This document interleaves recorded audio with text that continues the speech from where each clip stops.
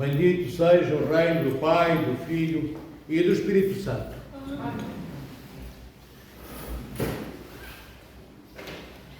No Evangelho de hoje, como todos os anos acontece, nós ouvimos a mesma história, a mesma parábola deste rico insensato, tolo, como se dirá no mundo. O Evangelho diz-nos que ele diz dele próprio estar muito feliz, o rico, porque tinha tantos grãos, que já não chegavam os celeiros antigos, eram necessários celeiros novos, e ele diz no Evangelho, o rico, que vai destruir os antigos celeiros para construir uns novos, para guardar todas aquelas centenas ou milhares de toneladas de cereais, porque assim ele, rico, vai ter o que comer por toda a vida. Ele pensava que toda a vida era uma vida muito longa. E o Senhor, nosso Deus, chama-o de insensato. Ainda hoje chamarei a tua alma, diz o Senhor. E antes de Cristo dizer isto, o rico diz que quando construir os celeiros maiores, então que a sua alma pode beber, festejar à vontade, porque tem comida por muitos anos, então a alma agora alegra, bebe, dança, canta, pula, salta. Bem, isto, amados irmãos e irmãs, é o que nós fazemos no mundo. Dizem os padres da Igreja que a simbologia destes celeiros, os novos celeiros, os grandes celeiros, para acumular aqueles tantos grãos, são a imagem dos tantos anos, queridos irmãos e irmãs, que nós pensamos que vamos ter. Mas um dia acontece que não temos mais dia algum. Um dia acontece que a nossa vida é encurtada, como o Senhor hoje diz, ainda hoje chamarei a tua alma. E os padres da Igreja dizem que estes celeiros, repito, são a imagem dos tantos anos que nós pensamos que vamos viver. Então nós dizemos a nós próprios, da mesma forma que o dono destes celeiros, da mesma forma que o rico insensato disse, alegra-te, salta, pula, canta, festeja, porque tens muita comida por muitos anos, nós também dizemos a nós próprios, à nossa alma, vai lá dançar, vai lá festejar, vai lá para os bares, vai lá para as férias, vai lá divertir-te, porque tens tantos anos de vida pela frente. E eis não quando, a caminho do bar mais próximo, passa o autocarro da Carris que nos ceifa a vida. Ou o infarto, quando nos sentamos à mesa para comer uma, grande iguaria, uma boa comezaina, como diz o mundo, e de repente não há mais boca, não há mais dentes que se encontram, nem maxilar que mexa. Digo-vos isto, meus irmãos e irmãs, para nos assustarmos todos uns aos outros. Não, mas para termos juízo. Juízo significa ter lucidez, ter uma mente sã. Lembremos-nos que é bem provável que muitos de nós não tenhamos esses celeiros todos cheios de grãos para comermos a vida toda. E se os tivermos, amados irmãos e irmãs, é para podermos dividir com aqueles que não têm tantos grãos assim.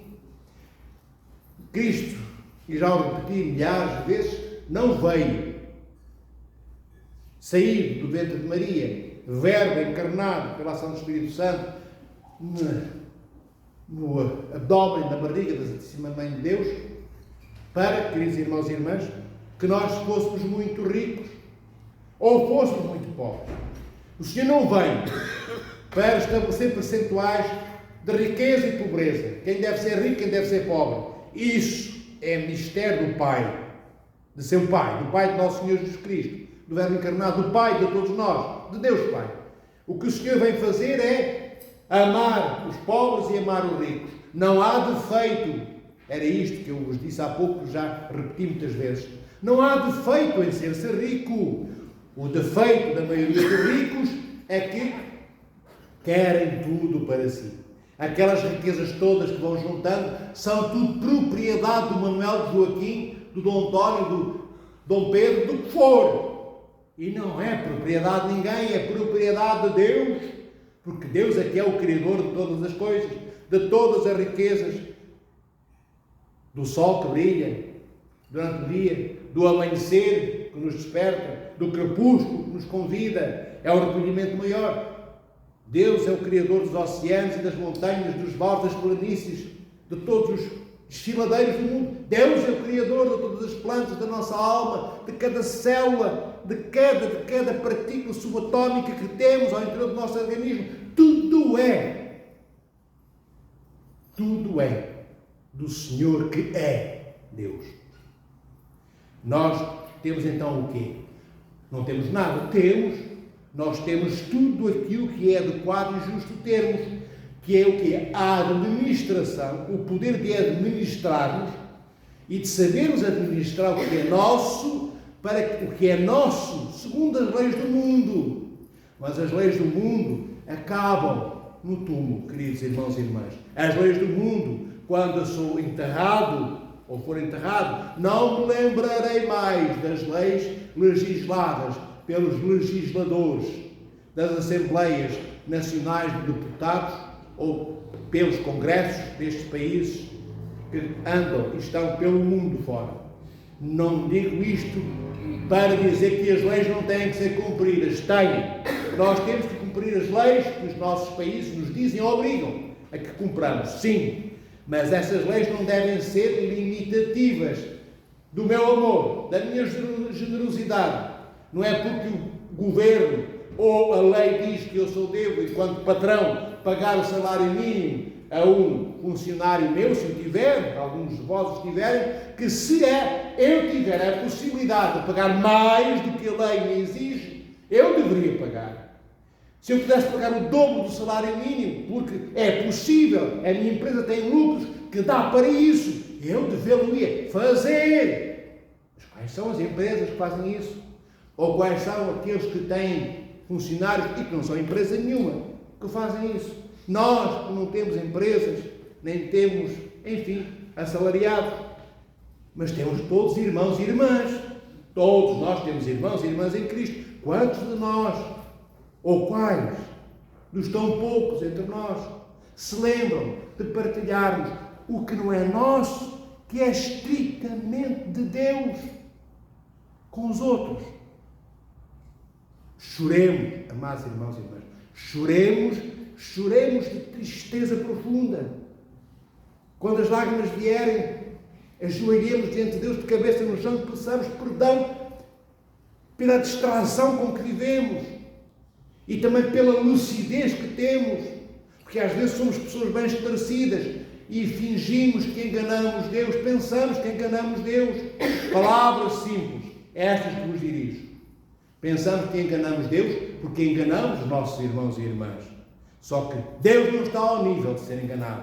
E como é que os enganamos? Escondemos o que temos. Escondemos os bens materiais que temos.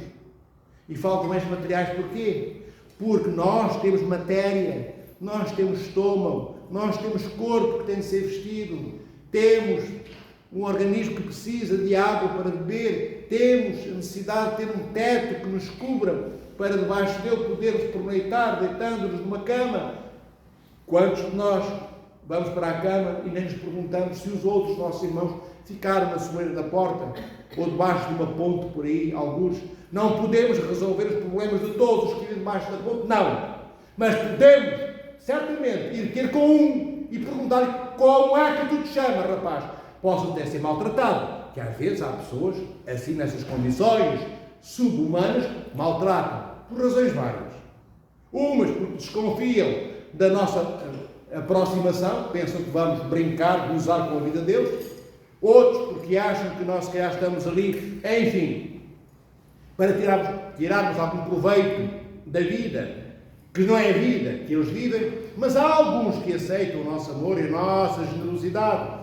Então, não fiquemos a especular, eu não vou lá porque se calhar vou ser maltratado, não vou lá porque ele cheira mal, não vou lá porque falo com um e aparecem 30, e depois eu só tenho 3 batatas para dar. Eu não quero dar metade do saco de batatas que tenho em casa, porque eu gosto muito de ter o saco quase cheio. Então não vou.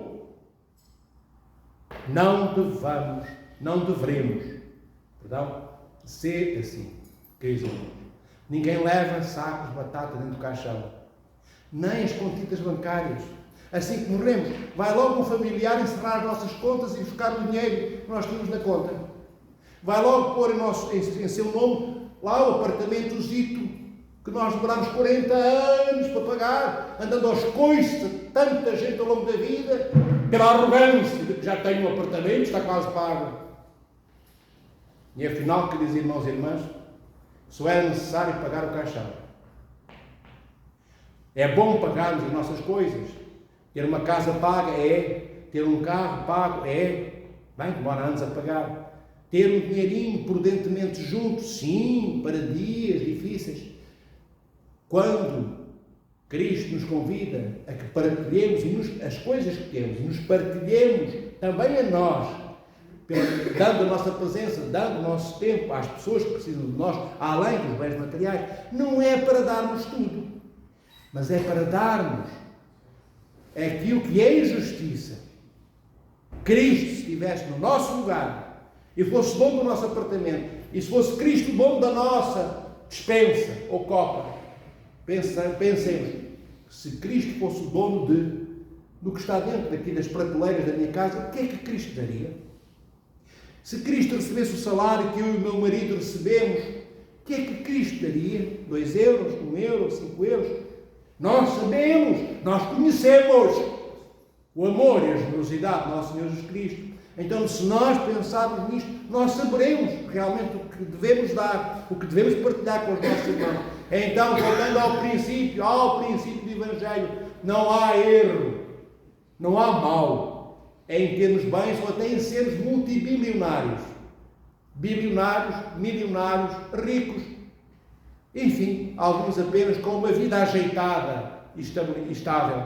Não há erro nisso.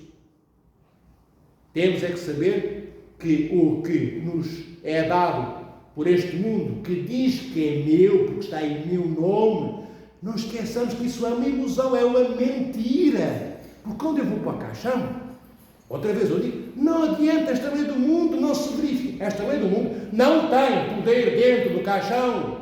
Que se tivesse poder dentro do caixão, eu era proprietário do meu apartamento em vida e levava um apartamento dentro do caixão comigo. Tinha 20 mil euros na conta em vida e 20 mil euros dentro do caixão também.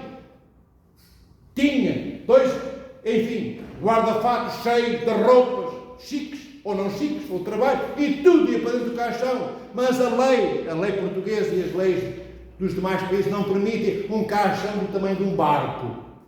O caixão, por lei, é mesmo só para o corpo e lá dentro, amados irmãos e irmãs.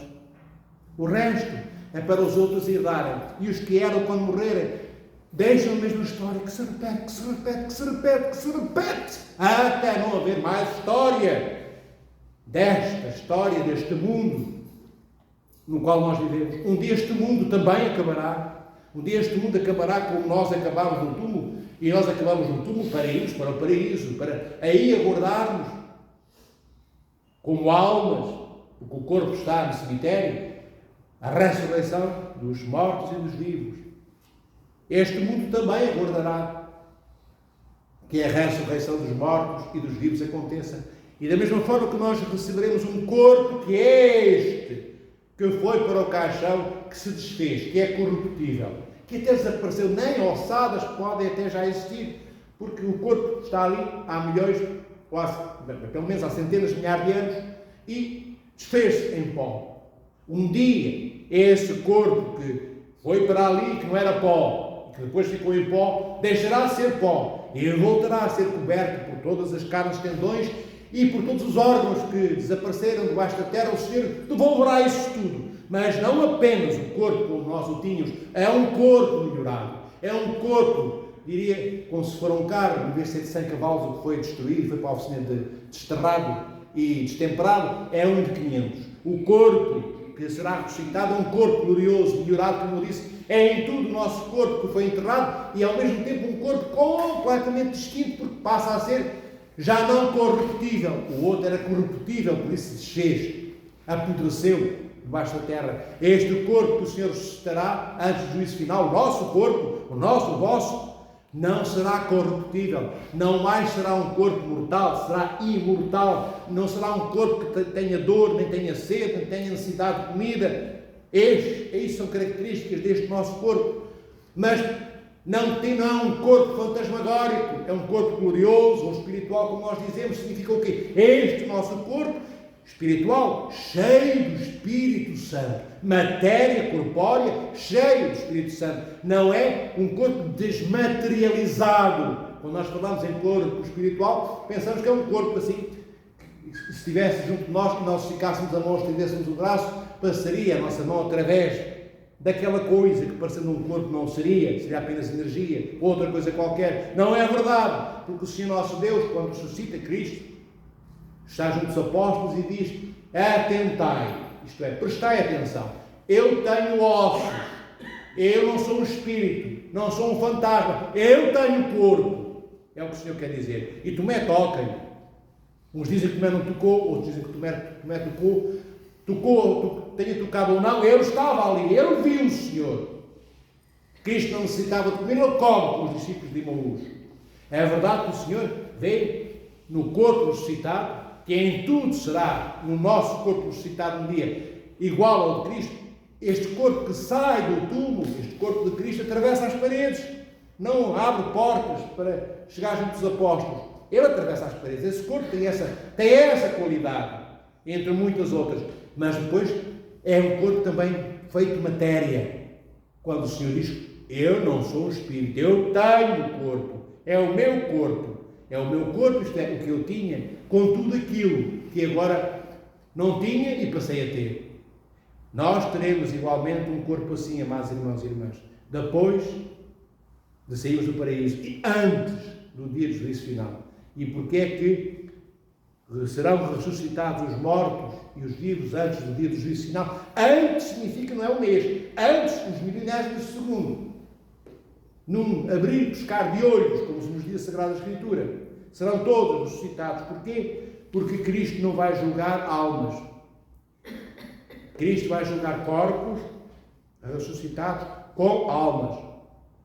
Porque seria injusto a alma ser julgada sozinha, e nesse julgamento imaginemos que ela irá para o reino dos céus, bem, e ficar com toda a glória do trabalho havido enquanto esteve na terra junto ao corpo, e o corpo herdar apenas as consequências malévolas, ou aquilo que não seriam, digamos, momentos gratificantes que o corpo tivesse vivido e fosse tudo para a alma. Então, como o corpo e a alma trabalharam juntos durante os 40 ou 50 anos, ou 80 anos de nossa vida, será o corpo e a alma a serem julgados por nosso Senhor Jesus Cristo. E é o corpo com a alma que entrará no reino dos céus.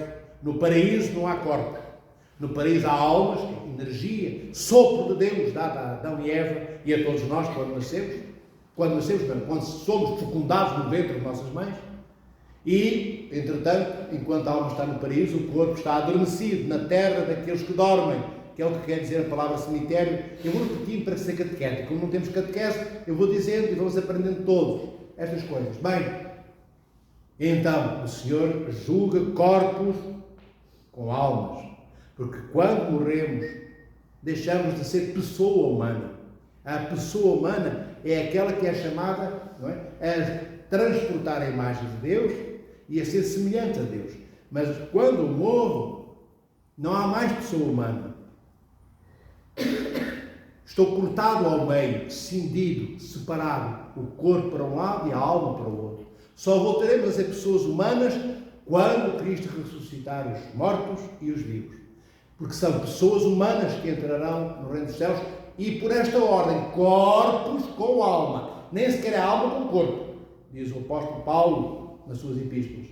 O reino dos céus não é para almas, é para corpos com alma. Então vede, queridos irmãos e irmãs, a morte acompanha-nos todos os dias. Estou-vos a falar da morte porque o Evangelho de hoje fala dela.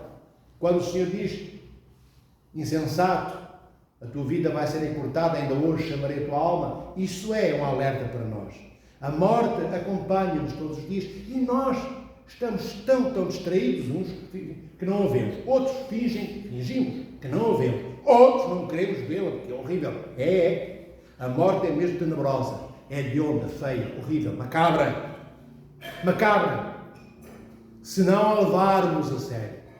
A morte é para ser levada a sério. Se nos lembrarmos da morte várias vezes por dia, amados irmãos e irmãs, se nos lembrarmos que este dia em que estou a falar convosco pode ser o último dia meu, interpreta João, ou qualquer um de nós, se tivermos certeza que o dia em que estamos a viver pode ser, de facto, o último dia em que eu vou respirar, inspirar e expirar, que se calhar eu vou correr ter com o meu pai e minha mãe pedir perdão, dar-lhe um abraço antes que seja tarde e já não possa dar nenhum. Melhor enganar-me, dando-lhe um abraço hoje, pensando que posso partir e ter mais 30 anos para abraçar meu pai e minha mãe, do que não dar nenhum, como o rico de hoje, porque os meus celeiros estão cheios de terra. Porque eu tenho muitos anos de vida pela frente e depois não tenho nenhum. É bom lembrarmos da morte porque ela está lá. Nós olhamos e não vemos ainda o caixão. Porque às vezes temos falta de memória. Passemos diante de umas funerárias de vez em quando. É lúgubre. Isto é uma coisa horrível, sim. Mas se calhar ajudava a nossa memória. Olha, daqui a pouco estou dentro daquela caixa. Daqui a pouco eu estou dentro daquela caixa. E o que é que eu fiz para que aquela caixa não seja o fim de tudo aquilo que Deus criou? Tudo que Deus criou é muito, sou eu inteiro. Amados irmãos e irmãs, nós somos de facto gigantes no potencial da vocação originária que Deus nos deu e que é chamamento puro para sermos como Ele. O que é que nós fazemos ao longo da vida? Nós vamos minguando. Nós vamos tornando-nos cada vez mais pequeninos, até sermos tão pequeninos, que já somos menos do que anões. Nós queremos esconder-nos de Deus, repito, nós queremos esconder-nos de Deus, na maioria das vezes, para poder fazer o que queremos, que nos passa pela cabeça, sobretudo para não sermos responsáveis nem responsabilizados pelo amor que os nossos irmãos reclamam de nós com justiça, para não sermos culpabilizados por aqueles que andam sozinhos, cocheando pela vida, e eu, com pneus novos nos sapatos, nem sequer uma boleia lhes dou, que seja por 2 km. Boleia de ajuda, não estou a falar de boleia em centímetros ou em quilómetros de asfalto percorridos. Uma boleia na vista, uma ajuda durante um mês ou 2, umas semanas, ou todas as semanas e meses e anos, qualquer coisinha. Amados irmãos, pensai, será que não é triste? Eu que já triste sou, que já sou tão triste, nem a minha tristeza consigo mais esconder.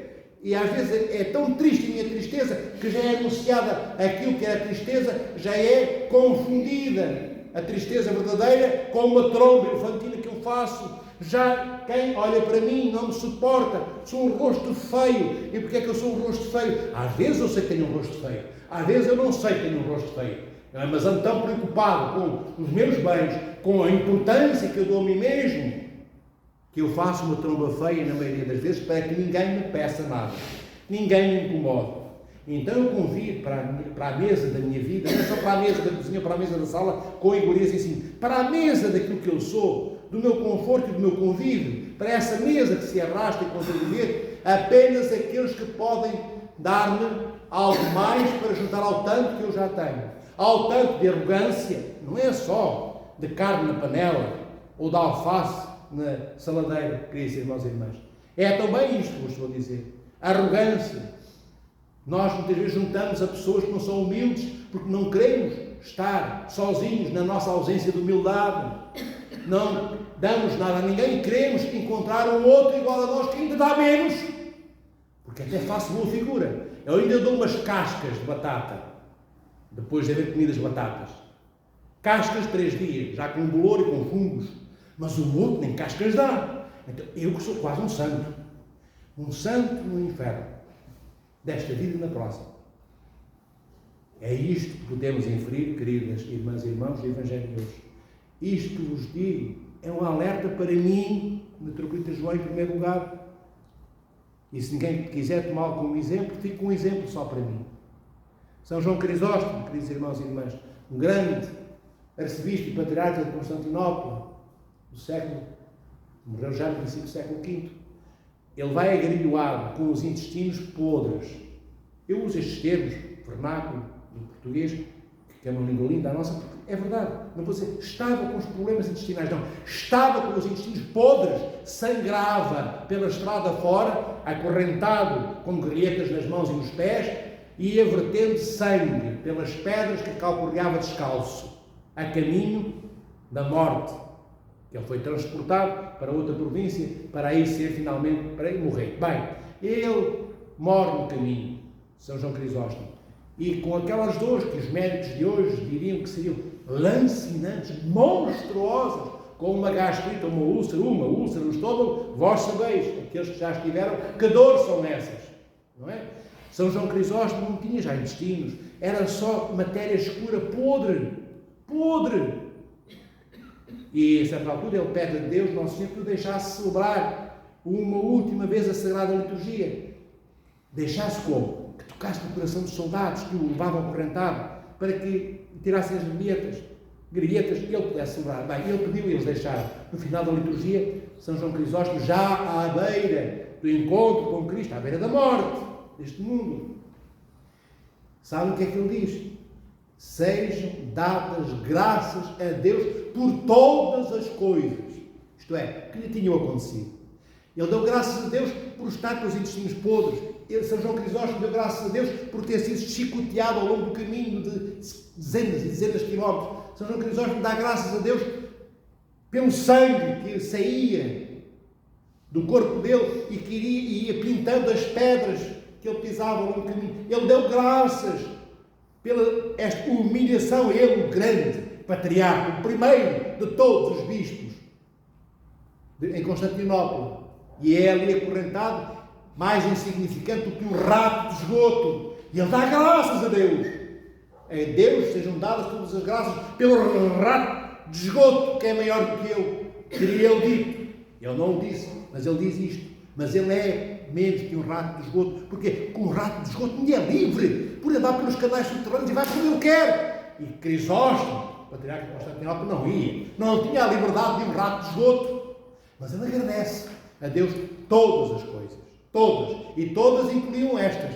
As piores de todas as coisas que o mundo não gosta nem de aceitar, teme em aceitar e rejeita. Então, queridos irmãos e irmãs, nós fomos, porque é que eu vos dou e partilho convosco estas palavras? Porque nós fomos criados para sermos como Deus é.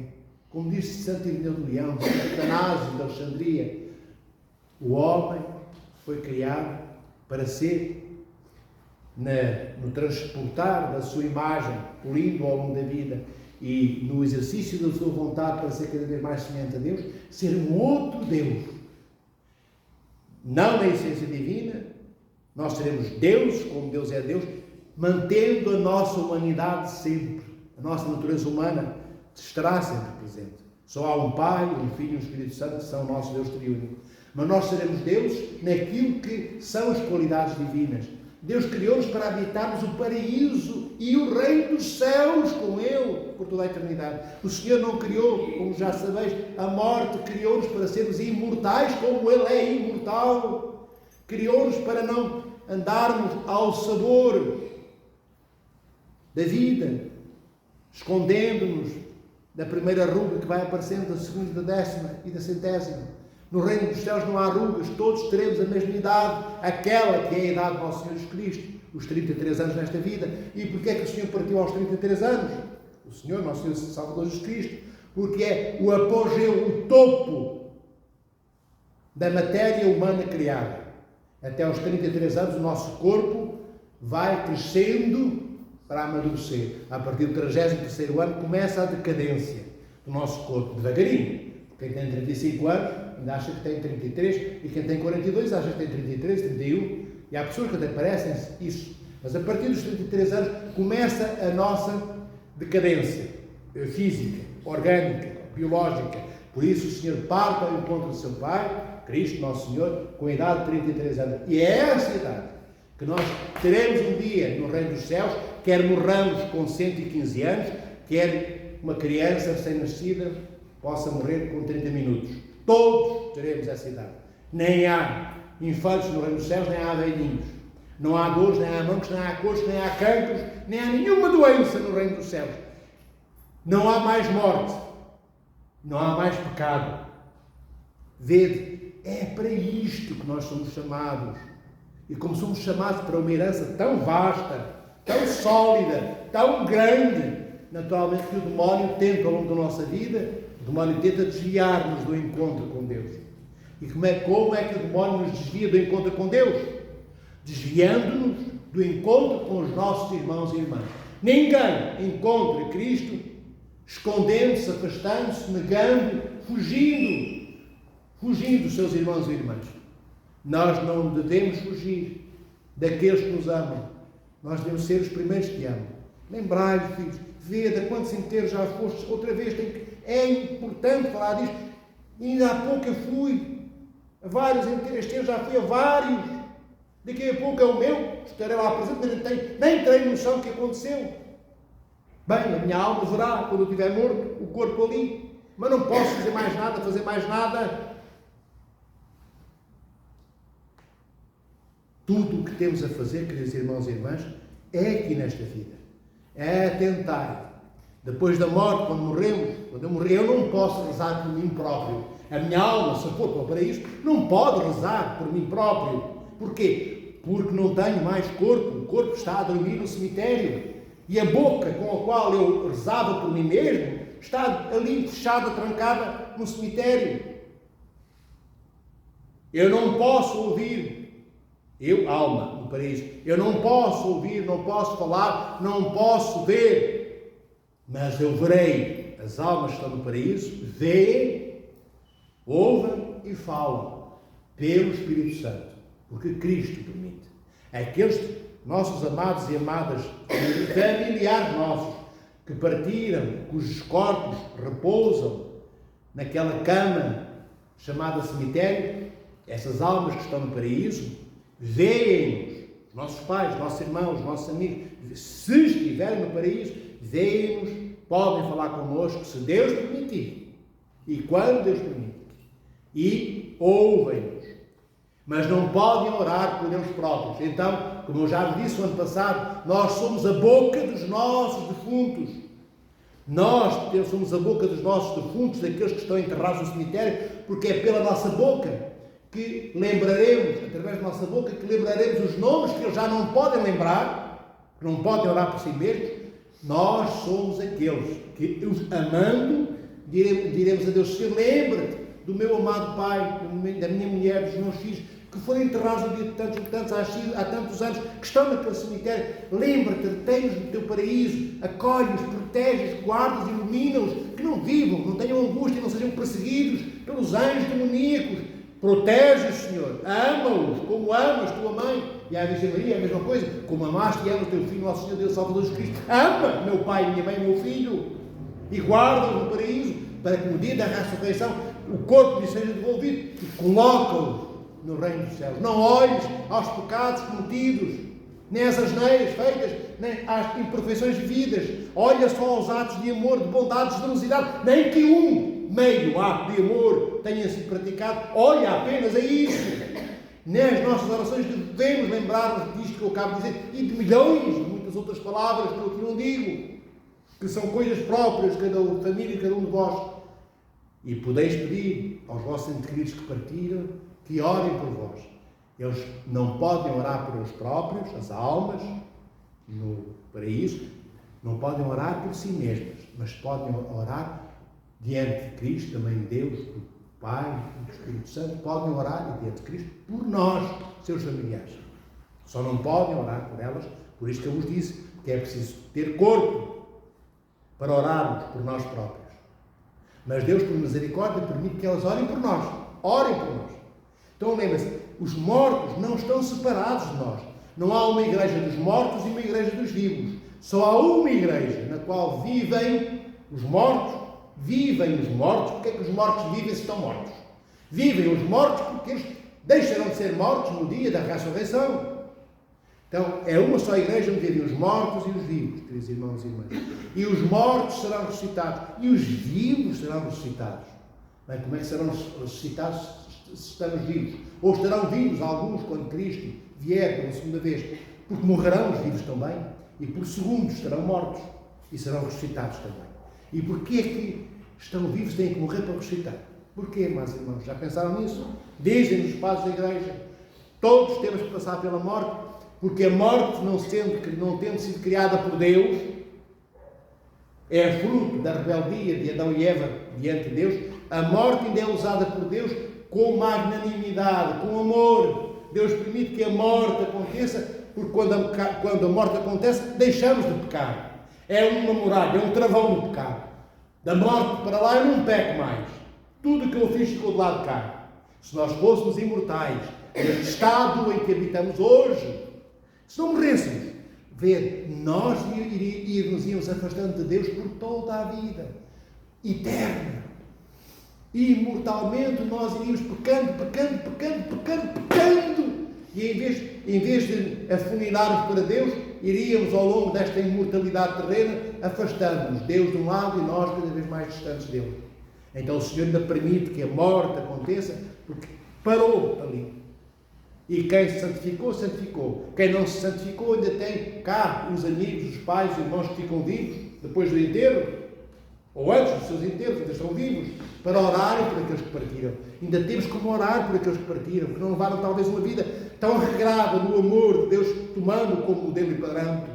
Ainda temos isso. Então a morte ainda é bem-faceja, ainda é algo de bom que Deus utiliza, sendo má em si mesmo, porque nos separa alma e corpo. Deus utiliza para uma coisa boa, que é interromper a nossa vida de pecado. E depois ficamos ao abrigo da misericórdia, da compaixão divinas e da boa memória. E da boa memória ou má memória dos familiares que oram por nós ou que nos esquecem. Mas, olha, para terminarmos, filhos, tenhamos todos muita atenção. Lembremos disto que eu vou dizer, que é, não porque eu digo, mas porque a Igreja não o transmite. Será que podemos confiar? Será que nós que estamos vivos? Pergunto-vos. Não é uma resposta para mim. Dai a resposta a vós próprios. Cada um de vós saberá a resposta. Será que podemos confiar? Se morrermos amanhã, que os que ficam cá, que se dizem nossos amigos e amigas, se vão lembrar de nós daqui a 30 dias? Será que se vão lembrar de nós daqui a um ano? Ou será que daqui a uns meses, um ano ou dois, já estou por uns meses, um ano ou dois, na melhor das hipóteses, será que daqui a uns meses, um ano ou dois, já não há uma boca viva que ao abrir-se transporta o meu nome, que não pode ser mais propalado porque a minha boca está fechada debaixo da terra, dentro do túmulo feito de madeira e ferro e tábuas? Será que alguns dos que ficaram vão lembrar-se de dizer diante de Deus, lembra-te do metropolita que morreu o ano passado? Será que alguém, digo metropolita para não estar a dizer nenhum de vós, não é? Não vou pensar que eu ando... eu não quero inaugurar nenhum cemitério, por isso não preciso que ninguém morra. Entendem, filhos? Bem, mas então dou o meu exemplo. Será que alguém, se eu morrer hoje, que alguém se lembrará de mim daqui a um ano? Lembrar não é tomar uns copos. Olha, vamos tomar uma cerveja pelo metropolita. Isso não serve para nada.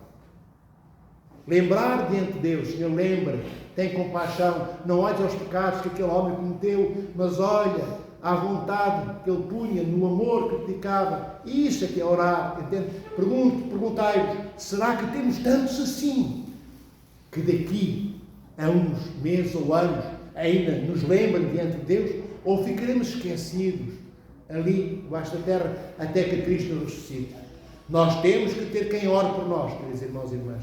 Quem ora é aquele que nos ama, ou aqueles que nos amam. Então lembrai-vos, não sejamos como o rico de hoje, insensato, tolo e louco. Sejamos como o Senhor nosso Deus, que é tão amoroso, que nos desperta, pelas palavras também que vos digo hoje, porque me lembro do que a Igreja diz, para que todos nós, vós e nós e vós, possamos, ainda que estando vivos, mudar o rumo das nossas vidas.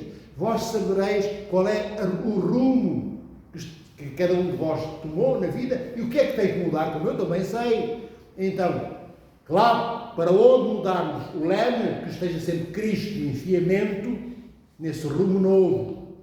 Porque nós, se calhar, hoje vamos andando por uma estrada no enfiamento da qual não está Cristo. Lembremos que o Senhor é o Senhor da nossa vida. É triste não sermos como Cristo é.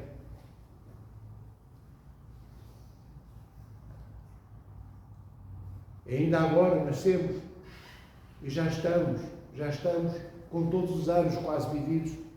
Eu ainda era menino, há uns anos atrás, já estou daqui a pouco com 80 anos, já não falta tanto assim. Mas lembro-me do tempo da minha infância, da minha meninice, antes, quando tinha 3 aninhos, 2, até com 1 ano me lembro de coisas que fazia. E quando tinha uns aninhos, assim, antes dos 10, dos 12, dos 13, ei, meu Deus, quem tinha 40 anos era muito velho. Quem tinha 30 anos já era quase uma coisa. Meu Deus, como é que se vive tanto tempo? Era mesmo. É como se estivesse no Grand Canyon, ou no Yellowstone Park, no Wyoming, nesse estado dos Estados Unidos, lindo, onde se criam bisontes. Era uma coisa distante, agora não é nada. Eu já me confundo quando vou ao cemitério visitar os nossos mortos, já quase tropeço nas campas, como se uma delas fosse minha. Quando era criança, eu só olhava para as borboletas, corria atrás delas para as apanhar, ia atrás dos gafanhotos. Quando era criança. Hoje, amados irmãos, já não prestamos atenção às borboletas que Deus criou, nem ao salto dos gafanhotos. Se prestássemos atenção ao salto dos gafanhotos, se calhar saltaríamos para o colo de Deus, em vez de nos arrastarmos pela lama do pecado deste mundo, como fazem as serpentes e os rastejantes e os répteis. Então sejamos seres voadores. Deus deu-nos asas, porque os anjos de Deus voam. E é dito nas Sagradas Escrituras que nós estamos acima dos anjos, depois, não ainda. Hoje eles são superiores a nós, mas depois nós seremos superiores aos anjos. No livro dos Salmos, no Antigo Testamento, no livro dos Provérbios, profeta Ezequiel também, e na primeira epístola de São Paulo a Timóteo, estas coisas vêm lá. Claro, muito mais bem esclarecidas do que eu esclareço aqui hoje. Mas lembremos-nos, não devemos ter medo da morte, mas ela mete medo. Mas não é para termos medo. E como é que não teremos medo da morte se nós chegarmos velhinhos ou novos? Quando a morte tocar a nossa porta, não teremos medo dela se Cristo estiver de mão dada connosco. Se nós formos para o túmulo com Cristo, como o Senhor foi na cruz, Ele desceu ao Hades, mas Ele ressuscitou do túmulo. Se nós formos com o túmulo, e não há ninguém que nos acompanhe no túmulo, vejam, se morrerem 2 familiares no mesmo dia, à mesma hora, perguntai os familiares, ou deixai para trás escrito, a ver se a lei permite. Queremos ser enterrados os 2 dentro do mesmo caixão. A lei não permite. Mas há quem possa entrar connosco no caixão. Cristo. Deitados com Cristo no caixão, para nos erguermos pela ressurreição final com Cristo, desse mesmo caixão. Assim, a morte não terá um peso destruidor sobre nós. Somos nós que pisoteamos a morte. Sem vaidades nem arrogâncias, porque a morte tem mais poder do que eu tenho hoje, mas porque estamos com Cristo. E quando eu ponho o pé, é o pé de Cristo que é posto, porque eu procurei viver nesta terra como um outro Cristo. Porque amei os meus irmãos e irmãs, e em cada coração e rosto, e corpo e necessidades, eu encontrei Cristo. Então, encontrando Cristo em cada um dos meus irmãos e irmãs, eu já não vou sozinho para o túmulo, queridos irmãos e irmãs. Eu irei um dia também. Primeiramente a minha alma para o paraíso e não para o Hades, e depois de ressuscitados os corpos dos mortos e dos vivos, já meu corpo unido, ressuscitada a minha alma, entraremos no reino dos céus por misericórdia e compaixão de Deus, não por mérito nosso.